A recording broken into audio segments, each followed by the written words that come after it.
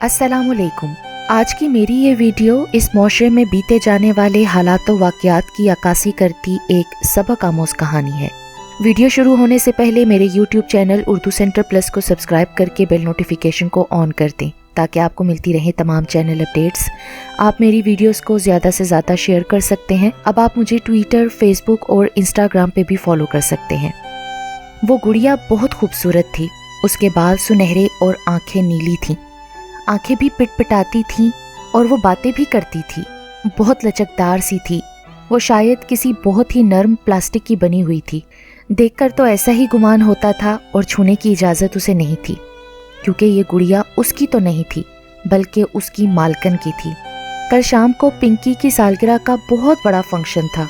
पिंकी को तोहफे में बहुत से खिलौने मिले थे जिनमें ये गुड़िया भी थी, लेकिन मुन्नी की नज़रें और किसी चीज़ या खिलौने पर नहीं बल्कि उस गुड़िया पर टिकी थीं।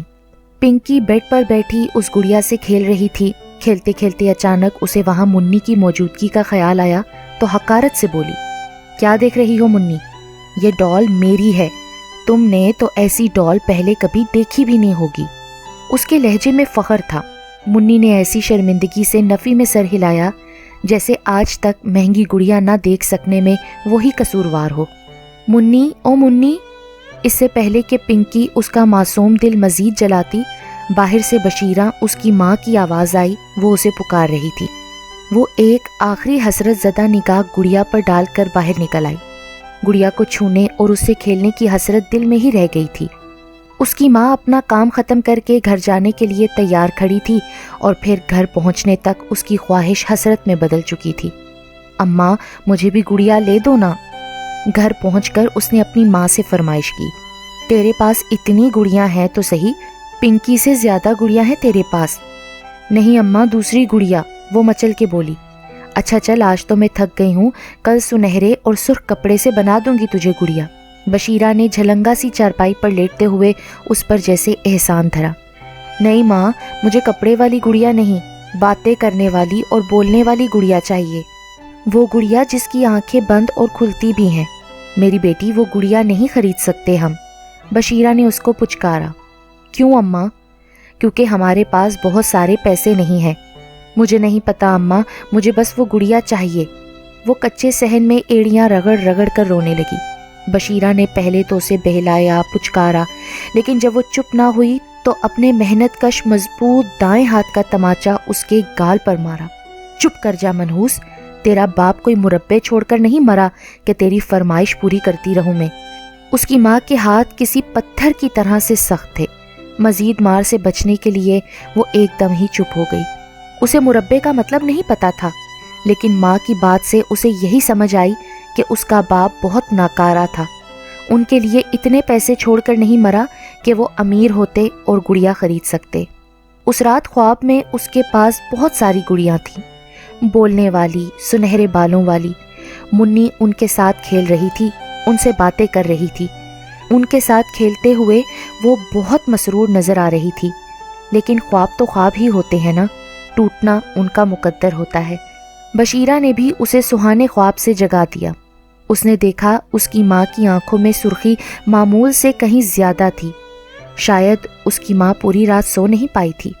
बशीरा ने उसका माथा चूमकर उसके आगे काली स्याह चाय और रस्क रखे, अपने कल के तमाचे का अजाला करने के लिए, वरना तो नाश्ते के नाम पर स्याह चाय और रात की बासी रोटी अगर बच जाती तो वो होती थी। माँ की मोहब्बत और अच्छा रवैया देखकर वो खुद को सवाल करने से रोक ना पाई। अम्मा, हम गरीब क्यों हैं? पता नहीं धी रानी, रब की मर्जी। लेकिन जब तू बड़ी हो जाएगी ना और पढ़ लिख कर उस्तानी लग जाएगी तो फिर हम भी गरीब नहीं रहेंगे। अच्छा, जब मैं बड़ी होंगी और उस्तानी बनूंगी तो हमारे पास बहुत सारे पैसे होंगे माँ?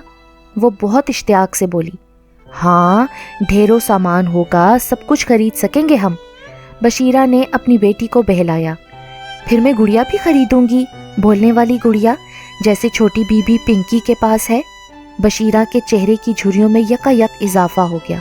हाँ हाँ, गुड़िया भी खरीद लेना तू। मालकन की कोठी की तरफ जाते हुए मुन्नी सारे रास्ते सोचती रही कि ख्वाब कितने अच्छे होते हैं, उनमें गुड़िया होती है और वो सब कुछ होता है जो दिल चाहे। इससे तो अच्छा है कि वो हर वक्त सोती रहा करे। کوٹھی پہنچنے تک وہ گڑیا کے خیالوں میں ہی کھوئی رہی۔ وہاں پہنچتے ہی اس کی ماں تو کاموں میں جٹ گئی، جبکہ وہ ماں کو مصروف پا کر چپکے سے چھوٹی بی بی پنکی کے کمرے میں آ گئی۔ چھوٹی بی بی نرم گلابی کمبل میں لیٹی تھی لیکن جاگ رہی تھی۔ منی کو دیکھتے ہی اس کی آنکھوں میں غصہ آیا۔ شاید وہ اسے ڈانٹ کر وہاں سے بھگانے کا ارادہ رکھتی تھی، لیکن یکا یک اس کے تاثرات بدل گئے۔ تم ادھر کیوں آ گئی؟ اس نے منی سے سوال کیا۔ 6 سالہ منی سہم گئی، اس سے جواب نہ دیا گیا۔ بولو، میرے کمرے میں کیوں آئی ہو؟ اب کی بار اس نے قدرے نرم لہجے میں پوچھا۔ جی، میں وہ گڑیا کو دیکھنے آئی تھی، منی نے سہمے ہوئے لہجے میں اس شوکیس کو دیکھتے ہوئے کہا جس پر گڑیا سجی تھی۔ تمہیں یہ گڑیا اچھی لگتی ہے؟ جی چھوٹی بی بی، بہت اچھی لگتی ہے۔ کھیلو گی گڑیا سے؟ اس غیر متوقع بات پر وہ آنکھیں پھاڑ کر چھوٹی بی بی کو دیکھنے لگی۔ اس سے کوئی جواب نہ دیا گیا، جبکہ چھوٹی بی بی اس کی حالت سے بے خبر کہہ رہی تھی، میرے کام کرو گی تو تمہیں کھیلنے دوں گی گڑیا سے، کرو گی میرے کام؟ منی نے جلدی سے زور و شور سے اسبات میں سر ہلایا، مبادا وہ اپنی آفر واپس نہ لے لے۔ جی جی جی کروں گی میں، جی۔ اچھا، پھر پہلے اپنی فراک سے میرے جوتے صاف کرو، وہ سوچ کر اسے کام بتاتے ہوئے بولی۔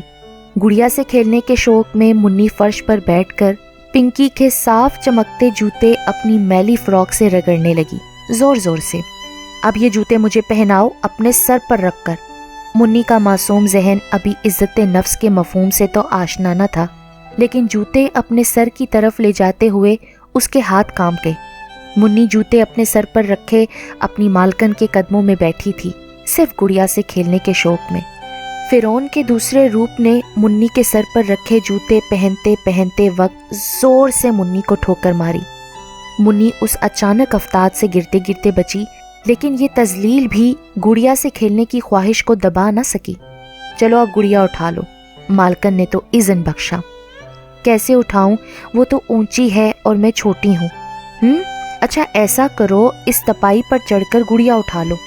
منی کا تنفس تیز تر ہو گیا، اس کے نتھنے پھولنے پہ چکنے لگے۔ وہ تپائی پر چڑھی اور ہاتھ گڑیا کی طرف بڑھائے۔ بس ایک لمحے کی بات تھی، پھر گڑیا اس کے ہاتھ میں ہوتی، وہ اسے چھو سکتی تھی، اس سے کھیل سکتی تھی۔ اس کے ہاتھ گڑیا سے چند انچ کے فاصلے پر ہی تھے کہ چھوٹی بی بی نے تپائی کو ہلا دیا اور وہ اوندھے منہ فرش پر گری۔ منی کے ہونٹ اور ناک سے خون جاری ہو گیا اور منہ سے چیخیں نکلنے لگی۔ اس کی چیخیں سن کر بشیرہ بھاگتی ہوئی آئی، اسے یوں لہو لہو دیکھا تو تڑپ کر اٹھایا۔ ہائے، کیا ہوا میری بچی کو؟ میری گڑیا چرانے کی کوشش میں تھی تمہاری بیٹی، پھر خود ہی گر گئی، پنکی نے انتہائی اطمینان سے جھوٹ بولا۔ چھوٹی بی بی بہت باتیں سنا رہی تھی، اسے لالچی، چور اور پتہ نہیں کیا کیا کہہ رہی تھی۔ بشیرہ اس سے معافی مانگ کر منی کو ساتھ لگائے باہر نکل آئی۔ پھر کوٹھی کا کام ختم کر کے گھر جانے تک منی کی ناک اور ہونٹ سوج چکے تھے اور وہ سسکیاں بھر رہی تھی۔ بشیرہ نے ایک مٹی کا ڈھیلا آگ پر گرم کیا اور اسے ململ کے کپڑے میں لپیٹ کر اس کی ٹکور شروع کر دی۔ بھلا چھوٹی بی بی نے منی پر الزام لگایا ہو کہ وہ گڑیا چرا رہی تھی، لیکن ماں بشیرہ تو جانتی تھی کہ اس کی معصوم بیٹی لفظ چوری کے مفہوم سے بھی ناآشنا ہے۔ ٹکور ملنے پر منی نے اپنی متروم آنکھیں کھولیں اور سسکی، اماں وہ گڑیا؟ بشیرہ نے گہری سانس بھری۔ اتنا زخمی ہو کے بھی منی کے حواسوں پر وہی گڑیا سوار تھی۔ بچوں میں یہی فرق ہوتا ہے نا، امیری غریبی کے فرق سے نابلد ہوتے ہیں، اپنی معصوم خواہشوں کی تکمیل ہر حال میں چاہتے ہیں۔ لا دوں گی اپنی دھی کو گڑیا، ماں مجھے بولنے والی گڑیا چاہیے۔ منی نے اپنی آنکھیں پوری کھولیں۔ ہاں ہاں، بولنے والی گڑیا لا کے دوں گی، وہی گڑیا لا کے دوں گی جس کی وجہ سے تیری یہ حالت ہوئی ہے۔ اس سے تو ایک بار ضرور کھیلے گی تو، جیسے بھی کروں گی لا دوں گی اپنی دھی رانی کو۔ ممتا کا جذبہ تمام ضرورتوں اور مصلحتوں پر غالب آ گیا تھا۔ ماں کی بات سن کر منی بالکل سکون میں آ گئی، آنکھوں میں پھر ستارے بھرنے لگے۔ اسے اپنے ہونٹ اور ناک کا درد بھی بھول گیا، یاد رہی تو صرف گڑیا، بولنے والی گڑیا، جس کا ماں وعدہ کر رہی تھی۔ اگلی صبح اور پھر آنے والے کئی دنوں تک بشیرہ اسے اپنے ساتھ کوٹھی پر نہیں لے کے گئی۔ منی روزانہ ماں سے گڑیا کی بابت سوال کرتی اور ماں کچھ دن بعد کا کہہ دیتی۔ آخر وہ دن آ گیا جب بشیرہ کو کوٹھی سے تنخواہ ملنی تھی۔ उस दिन उसने सुबह ही सुबह बेटी को बताया कि आज वो गुड़िया लेके आएगी। मुन्नी ने जब ये सुना तो खुशी से उछलने लगी। मुन्नी शौक में खुद साथ चलना चाहती थी, लेकिन बशीरा ने रोक दिया। उसके होंठ पर अभी भी जख्म का निशान मौजूद था। माँ काम पर चली गई तो मुन्नी ने अपने कपड़े वाली गुड़िया निकाली और उनसे खेलने लगी, लेकिन दिल ना लगा तो कपड़े वाली सारी गुड़ियाँ चूल्हे में फेंक दी। उन कपड़े वाली गुड़ियों से खेलने की अब उसे ज़रूरत भी नहीं थी। चंद घंटों बाद ही उसके पास बोलने वाली, बातें करने वाली गुड़िया होती। गुड़िया के शौक में तो वक्त अब मुन्नी से काटे ना कटता था। जब इंतज़ार के लम्हे ज़्यादा मुश्किल लगे तो वो चौखट में आके बैठ गई और इधर बशीरा कोठी का काम ख़त्म करके अब मालकन के सामने सर झुकाए बैठी थी, तनख्वाह मिलने के इंतज़ार में। कहो बशीरा, क्या मसला है? रिमोट से चैनल बदलती मालकन को आखिर उसका ख्याल आ ही गया। वो जी, आज 1 तारीख है ना? बशीरा झिझकते हुए बोली। वो जो तनख्वाह अगर आप दे देती तो? तनख्वाह तो तुम्हें 1 ही को चाहिए होती है, तो ज़रा काम पर भी ध्यान दिया करो ना, उतना ही। तनख्वाह देने से पहले मालकन ने एहसान जिताया और लताड़ना ज़रूर समझा। ऑफ मूड के साथ उसने अपने पर्स की तरफ हाथ बढ़ाया ही था कि बशीरा ने रोक दिया। बीबी जी, आप मुझे तनख्वाह के बदले छोटी बीबी वाली गुड़िया दे दें जी, मेरी मुन्नी को बहुत शौक है उसका। मालकन की हैरत की तो इंतहा न रही। उसे बशीरा से इस बात की तवक्का हरगिज़ नहीं थी। वो गुड़िया बहुत इम्पोर्टेंट है। तुम्हारी बेटी की औकात है भला मेरी बेटी की बराबरी करने की? वो गुड़िया उसकी लाडली के दिल से तो वैसे भी उतर चुकी थी।